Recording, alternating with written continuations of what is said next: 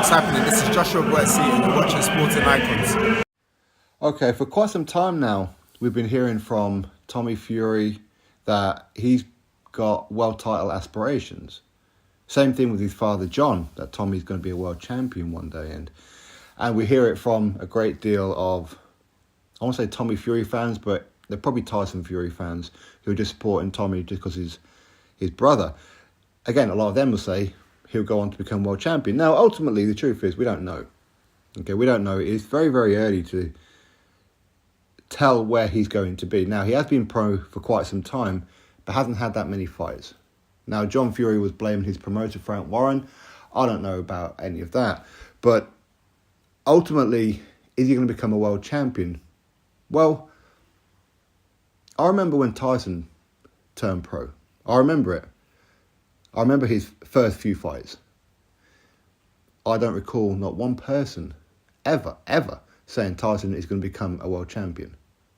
Even right the way up to when he was meant to fight, say, David Haye in that, for example.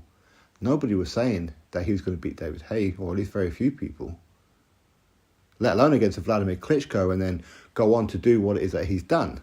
So I remember those days. I remember him punching himself in the face by accident, like a thrown uppercut. I remember him being awkward and uncoordinated and getting put down by people who really shouldn't be putting him down. But it happens, okay? That's why I always say you can't judge too much on somebody until they kind of hit around about, I want to say 12 to 15 fights. Then we can really make a judgment on them to say, okay, maybe they can do something, or unlikely.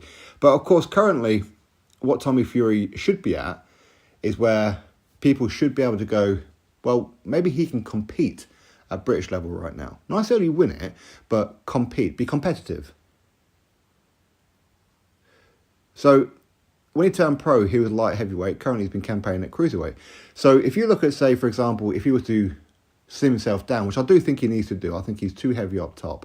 I think he worries too much about his image rather than his boxing. But if he was to trim back down again and make light heavyweight, would he be competitive currently?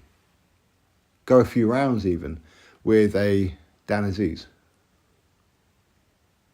the British champion, right? Would he? No, he wouldn't.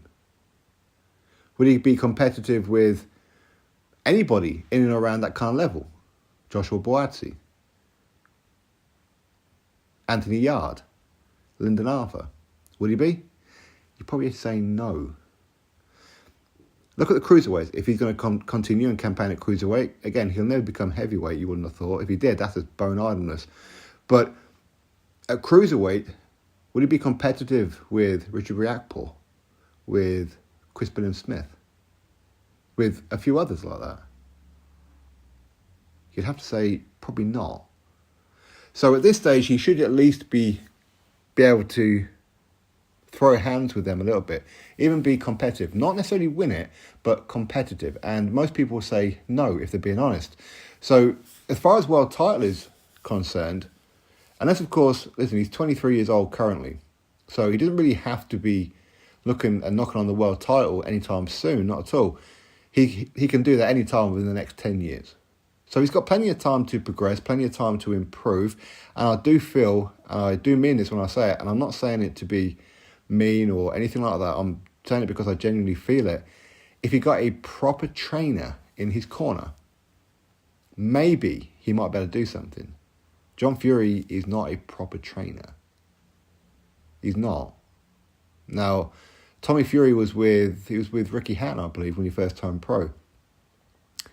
You see, there's plenty of coaches out there that could potentially turn Tommy Fury around. Because again, if you go back to, say, Tyson, for example, he was progressing, but he was progressing at the right kind of rate. He was taking on journeymen, but professional boxers. Okay? So, of course, he had Rob McCracken in his corner to start with. Then, of course, he had his Uncle Huey. Then, of course, he had his Uncle Peter. Then Ben Davison, and currently Sugar Hill. So he's had progression. And with Tommy, with how he reacted after the Jake Paul win, was like he just won the world title. And that kind of shows me, and I think it showed a lot of other people, that he he knows that's his limit. That's his ceiling, is a Jake Paul. When most professional boxers, if not probably 99% of professional boxers, including journeymen, would beat Jake Paul. They would. Again, it's very early for Jake Paul. People who want to judge him and say he's not going to do anything, well, he might. He might. But